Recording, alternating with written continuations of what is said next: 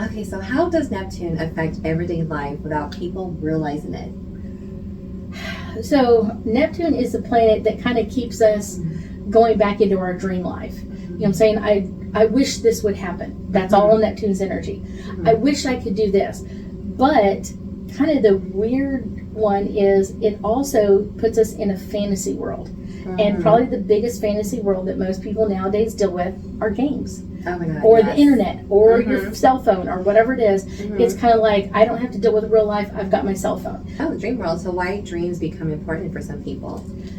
So if dreaming is one of your major gifts that you have, with Neptune in different signs, it's going to be giving you different energy. So our planet of dreams and illusions is moving into the sign or the energy of action. So with that, what is one thing the viewers should begin paying attention to most? I will say your dreams. And that means that you're dreaming about knowledge or wisdom. So be in action of what you're seeing in front of you. So why do many people go into panic or fear once they hear Neptune? I think because it also can draw a lot of people into that fantasy world. If you don't want to live in the real world, you're going to want to find a fantasy world that you like. So it draws a lot of people into going into playing video games more often, getting out of things. So is this more of a time for them to spend some quiet time for themselves, do some meditations? I will say probably meditating is really good. One of the things too is Neptune itself, because it's a planet and it's blue, I will say definitely being around water would help. So grounding in water or walking on the beach or whatever else where your feet are wet, that sort of thing. Yes, and Neptune has been in several zodiac signs over decades. But why is it Neptune and Aries such a big deal? Because it's putting you into action. Good. So it's like putting you into action, and it's starting a whole new zodiac cycle.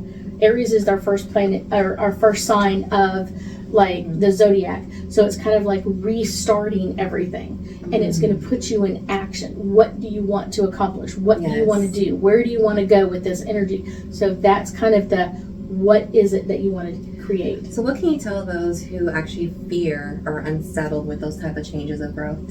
I think one of the kind of the really one to think about is, if you're unhappy with your life now and you're thinking, but I don't want to change, I don't want to grow, I don't want to do this, I don't want to do that. It's scary. It's one of those, it's kind of scary in some way. My thinking is, would you be happy if you were in that same position 5 years from now?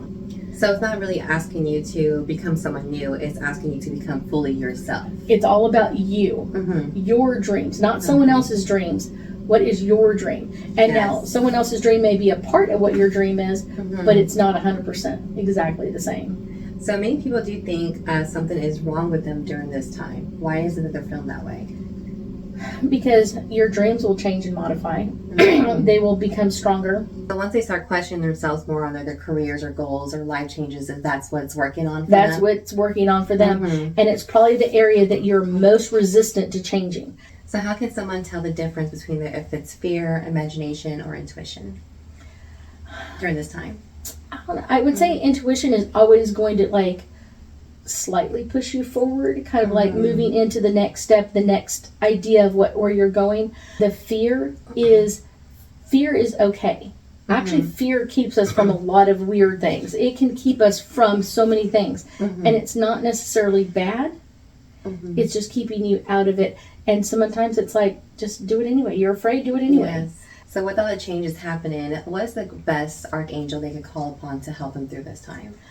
Probably would say Archangel Uriel is probably the one that helps kind of push you forward. And he can be a little stubborn about pushing you forward a little bit faster than you think. But I will say it's also, Archangel Uriel has an amazing energy of let's work on this together. So with Archangel Uriel, you said that would be the one to help us through this. You think you'll have a angel card message for us today? Okay, which deck? I will go with this deck. We're going to go with this deck. Okay, so Archangel Uriel is going to have a message for us. So the first card I pulled is freedom. You always have the choice to move forward or not. You always have that choice. Now, your angels and guides are going to kind of like, hey, let's change something up. Let's do something different. But we don't have to. Our next card is children. And this means, like, think about it like a child never fears that they're not going to make it. A child never goes, Yes. I'm going to fail at this. You have to have some of that belief in you. Some of that belief that no matter what happens, I'm prepared for it. Yes. Or I'll be prepared for it. I'll get ready for it. That's it.